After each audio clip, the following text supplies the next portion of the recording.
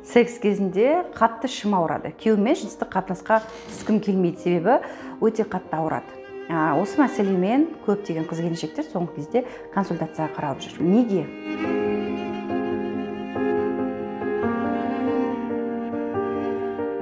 Негізгі 5 себебі бар. Ол біріншісі гормоналды өзгерістер.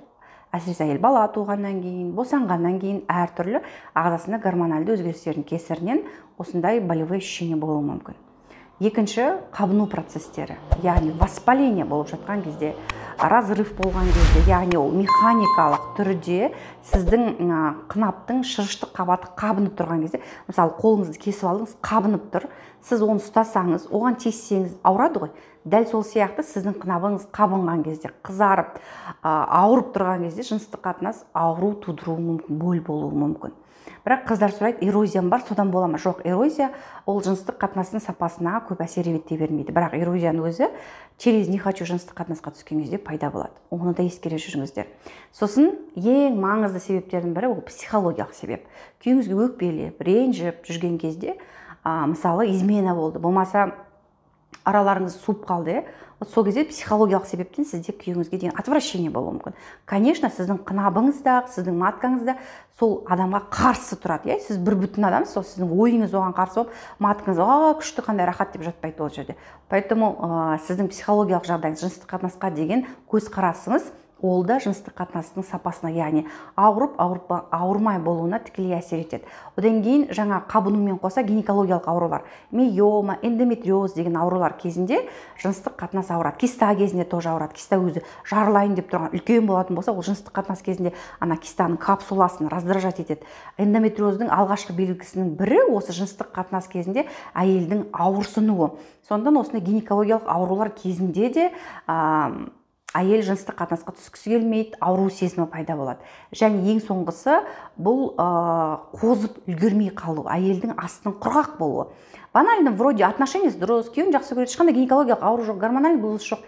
Бірақ күйеуі резко шешіндіріп, резко жыныстық қатынасты бастайтын болса, бірден.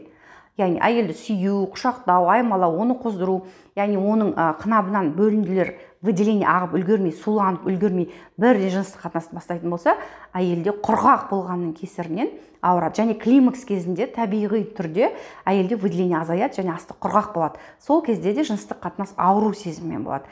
Енді ондай жағдайларда климакс кезінде, мысалы, құрғақ болатын болса, арнайы смазкалар бар жағатын, соларды қолдануға болады.